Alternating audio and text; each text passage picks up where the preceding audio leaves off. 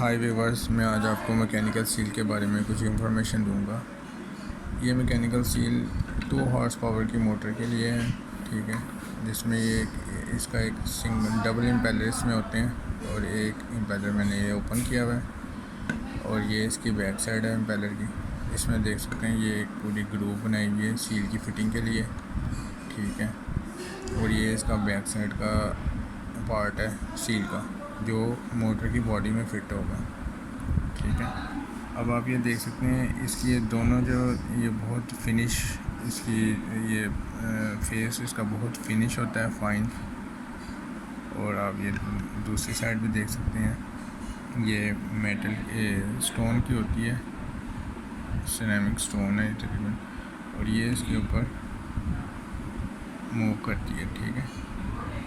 और यही पार्ट जो है ये स्टोन और ये वाला पार्ट ऊपर वाला यही सीलिंग करता है वाटर की। अगर इसमें थोड़ा सा भी कोई ऊपर आप कह सकते हैं कि अगर कोई भी स्क्रैच वगैरह आ जाए तो इसकी लीकिंग के चांसेस काफ़ी होते हैं, ठीक है। ये इसके साथ यहाँ पे आप कोई भी सोल्यूशन लगा सकते हैं इधर इसके यहाँ पे, ठीक है। स्मॉल बॉन्ड ज़्यादातर यूज़ करते हैं लोग, और इसकी भी बैक साइड पे आप सोल्यूशन लगा के इसकी फ़िटिंग कर सकते हैं।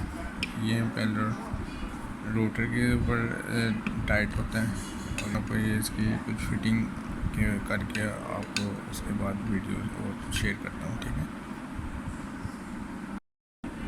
व्यूवर्स, आप ये देख सकते हैं मैंने इसको फिट कर दिया, और इसमें आप ये देख सकते हैं मैंने पहले स्मॉल बॉन्ड लगाई है और बाद में इसको हल्की सी हैमरिंग से इसको फिट कर दिया।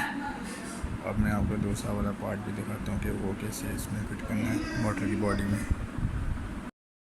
ये आप इसका मोटर की बॉडी साइड देख सकते हैं, ये इसमें फिट होगी, ठीक है।